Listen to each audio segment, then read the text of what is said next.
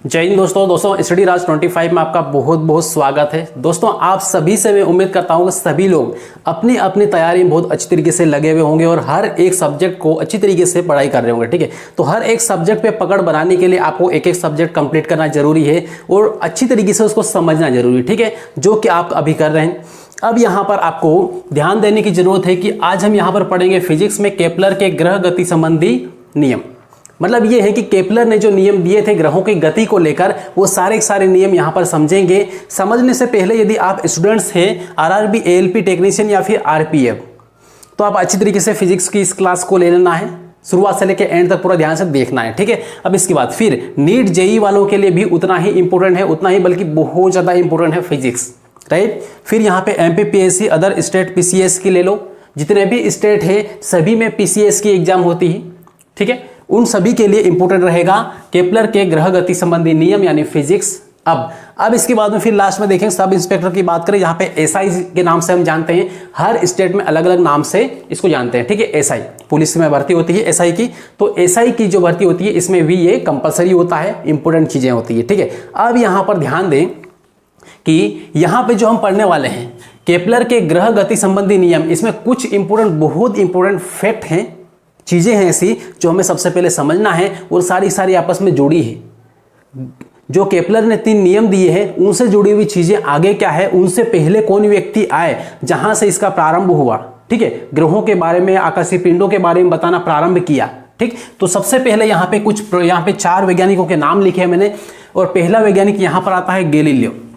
ठीक है, इटली के वैज्ञानिक है। ठीक है, सोनिया गांधी के जो मायका है वहां के हैं। ठीक है, तो यहाँ पे गैलीलियो वैज्ञानिक है। अब ये जो गैलीलियो है इन्होंने क्या किया, ठीक है, मतलब क्या सिद्धांत दिया, किसके बारे में बताया, ये आपको जानना बहुत जरूरी है। तो इन्होंने बताया कि गुरुत्वीय जो त्वरण होता है, गुरुत्वीय त्वरण क्या होता है, ठीक है, कैसे काम करता है, इसके बारे में यहाँ पे बात की। मतलब सिंपली बोले तो ये जो पूरा टॉपिक जो हम पढ़ रहे हैं ये गुरुत्वाकर्षण का एक पार्ट है, मतलब गुरुत्वाकर्षण पढ़ रहे हैं।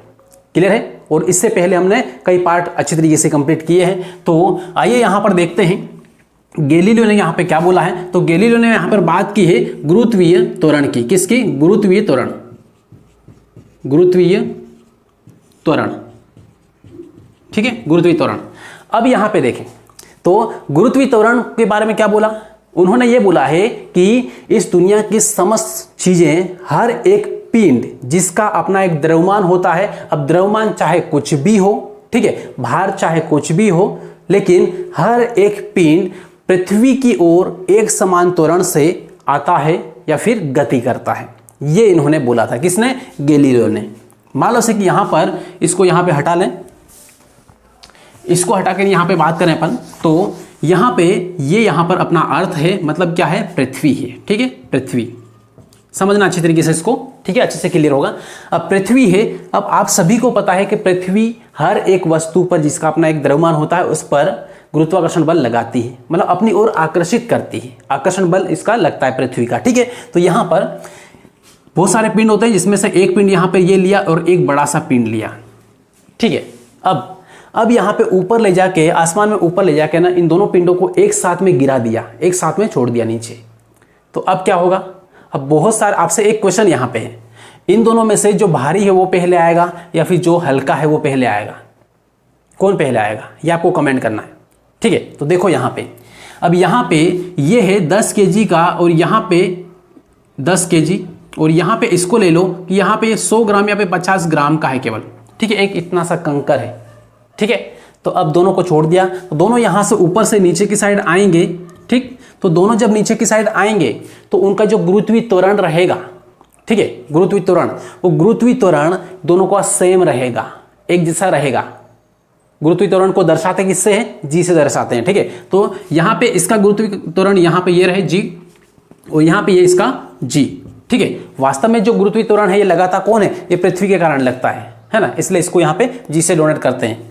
अब यहां पे ये वाला इसका जो गुरुत्वीय त्वरण रहेगा, जो बड़े वाले पत्थर का, इसका रहेगा 9.8 मीटर प्रति सेकेंड। अब हो सकता है यहां पर आपको नहीं दिख रहा हो, ठीक है, लाइट ज्यादा आ रही नहीं दिख रहा है, तो मैं यहां पर लिख दे रहा हूं 9.8 मीटर प्रति सेकेंड स्क्वायर। ठीक है, स्क्वायर यहाँ पे।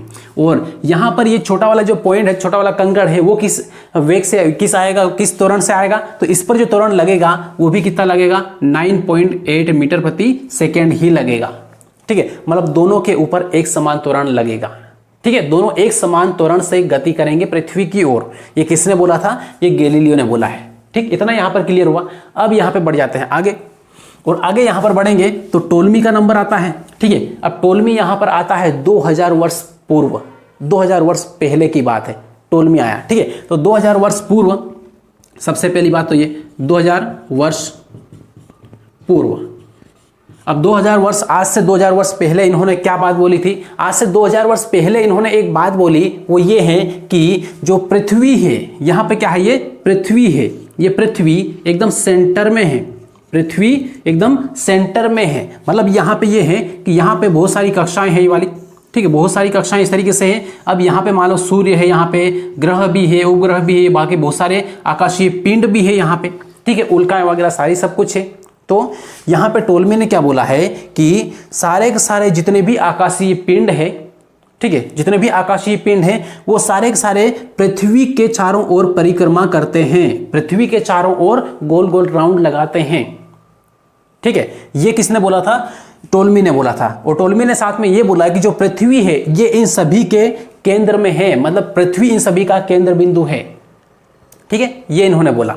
ठीक, तो इस तरीके से यहां पे इन्होंने बात की, मतलब एक मॉडल दिया इन्होंने। वो मॉडल का नाम क्या है कि भूकेंद्रीय मॉडल। मतलब ये है कि जो भूमि है वो सारे के सारे सभी ग्रहों के पिंडों के केंद्र में है, इसलिए भूकेंद्रीय मॉडल दिया इन्होंने। किसने दिया भूकेंद्रीय मॉडल, तो टोल्मी ने दिया। ठीक है, तो भूकेंद्रीय मॉडल,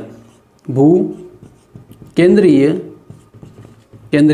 मॉडल, अच्छी तरीके से इसको याद रखना है और समझना है इसको कि कौन सी बात किसने बोली है, ये काफी इंपॉर्टेंट चीजें हैं। ठीक है, चलिए, तो ये यहां पर क्लियर हुआ है। अब इसके बाद फिर आते हैं यहां पर आर्यभट्ट पे। आर्यभट्ट हमारे इंडियन साइंटिस्ट है। ठीक है, इंडियन साइंटिस्ट मतलब भारतीय वैज्ञानिक थे। अब भारतीय वैज्ञानिक थे, इन्होंने क्या बोला, इन्होंने इनकी बात को क्रॉस कर दिया, यानी फेल कर दिया। ठीक है, गलत साबित कर दिया। कैसे कि इन्होंने ये बोला है, आर्यभट्ट ने, टोल्मी ने, कि भाई साहब आपने जो बताया है ना वो थोड़ा सा गलत बता दिया, एकदम सही नहीं बताया। ठीक है, तो अब इन्होंने बोला कि क्या गलत बताया, चलिए मैं बताता हूं आपको। ठीक है, क्या सही है। तो आर्यभट्ट ने फिर यहां पर यह बोला है कि आपने बोला है कि पृथ्वी इन सभी आकाशीय पिंडों के केंद्र बिंदु में है। ठीक है, तो ये गलत है, ये केंद्र बिंदु में नहीं है। क्या है, तो केंद्र में क्या है, तो यहां पे देखो, ये जो है ना सूर्य, इसको सन कहते हैं अपन, सूर्य, ये सूर्य सभी का केंद्र बिंदु है। सारे के सारे जो ग्रह है ये मतलब एक प्रकार से दीर्घवृत्ताकार कक्षा में घूमते हैं, यहां पे इस तरीके से घूमते हैं। ठीक है, एक बार दूर जाएंगे, एक बार पास आएंगे, सूर्य के एक बार करीब में रहेंगे, एक बार दूर रहेंगे। तो इस तरीके से यहां पे दीर्घवृत्ताकार कक्षा में घूमते हैं, अंडाकार कक्षा में ये। और यहां पे ये सारे के सारे क्या है, ये ग्रह है। यहां पे बुध ले लो, शुक्र ले लो। ठीक है, इस तरीके से सारे के सारे ये ग्रह है। ये ग्रह सूर्य के चारों ओर राउंड लगाते हैं। सूर्य की परिक्रमा करने वाले जो पिंड है वो कौन से, ग्रह, उपग्रह, बाकी बहुत सारे उल्काएं वगैरह, पिंड वगैरह, सारी बहुत सारी चीजें हैं। ठीक है, तो ये सारे के सारे किसकी परिक्रमा करते हैं, सूर्य की परिक्रमा करते हैं। इसका मतलब क्या हुआ, जो सूर्य है ना वो इन सभी के केंद्र में है। सूर्य इन सभी का क्या है, केंद्र बिंदु है। राइट, यहां पे तो इस तरीके से यहां पे इन्होंने ये बोला है कि पृथ्वी केंद्र बिंदु नहीं है। ये टोल्मी को समझाया, केंद्र बिंदु क्या है, सूर्य है। अब ये किसने दिया, तो ये यहां पर दिया किसने, आर्यभट्ट ने। और यहां पर ये जो मॉडल दिया ये किसने दिया, टोल्मी ने। अब आर्यभट्ट के मॉडल का नाम क्या है, सूर्य केंद्रीय मॉडल, क्योंकि सूर्य केंद्र में बताया इन्होंने, इसलिए सूर्य केंद्रीय मॉडल। राइट, तो यहां पे सूर्य केंद्रीय मॉडल, इतना यहां पे समझ में आया। और ये इन्होंने कब बोला था, ये 1600 वर्ष पूर्व, 1600 वर्ष पूर्व, यानी 5वीं शताब्दी में। कब, 5वीं शताब्दी में, 5वीं शताब्दी में। क्लियर रहता, तो ये चीजें आपको याद रखना है। और फिर इन्होंने साथ में एक बात और समझाई, आर्यभट्ट ने एक बात और यहां पे बताई कि जितने भी ग्रह है ना ये सूर्य की परिक्रमा करते हैं। ठीक है, ये तो पहले बोल दिया, लेकिन फिर इन्होंने ये बोला है कि जो पृथ्वी है, ये पृथ्वी अपने अक्ष के, ये अक्ष है और ये पृथ्वी यहां पर है, तो ये अपने अक्ष के चारों ओर भी घूमती है। पृथ्वी, ठीक है, जैसे यहाँ पर ये है, तो ये पृथ्वी यहाँ पर है, तो यहाँ पे ये अक्ष है, तो ये पृथ्वी अपने चारों ओर, अपने अक्ष के चारों ओर, इसके चारों ओर भी घूमती है इस तरीके से, गोल गोल गोल गोल इस तरीके से, ठीक है। सूर्य के चारों ओर तो घूम रही है, लेकिन अपने अक्ष के चारों ओर भी घूम रही है, तो अपने अक्ष के चारों ओर घूमती है, इसीलिए दिन और रात होता है, ठीक है। दिन और रात 24 घंटे का जो टाइम है ना, उसमें दिन भी होता है, रात भी होता है। दिन और रात किस कारण से होता है? पृथ्वी अपने अक्ष पर घूमती है, इस कारण से दिन और रात होता है।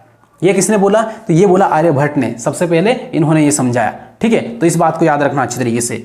पृथ्वी अपने अक्ष पर घूमती है, पृथ्वी अक्षीय गति करती है, अक्षीय गति करती है, थोड़ा सा ये समझ जाना जो मैंने बताया यहाँ पे, ठीक है। अब इसके बाद में फिर यहाँ पर आए अगले निकोलस कोपरनिकस, ठीक है। निकोलस कोपरनिकस ये क्यों आए? तो इन्होंने यहाँ पे ये बोला है, इन दोनों की बात करी कि इन्होंने टोलमी को बोला कि टोलमी आपने जो बताया है वो थोड़ा सा गलत बताया है, आपने सही नहीं बताया है, ठीक है। और फिर यहाँ पर बोला इनको आर्यभट्ट को कि हाँ, आर्यभट्ट ने जो बताया है वो एकदम सही है, वो करेक्ट है। मतलब ये है कि टोलमी ने आर्यभट्ट की जो कहानी है, जो इन्होंने जो बात बताई है, उसकी पुष्टि कर दी कि हाँ बिल्कुल करेक्ट है, कोई दिक्कत नहीं है। क्लियर है? तो इस तरीके से यहाँ पे इन्होंने, टोलमी ने जो कोपरनिकस है, इन्होंने क्या की? पुष्टि की, आर्यभट्ट की पुष्टि। आर्यभट्ट क्या करी? पुष्टि की, ठीक है। आर्यभट्ट ने जो मॉडल दिया था उसकी पुष्टि की। क्लियर इतना? चलिए, तो यहाँ पे ये सारा सब कुछ क्लियर हुआ है।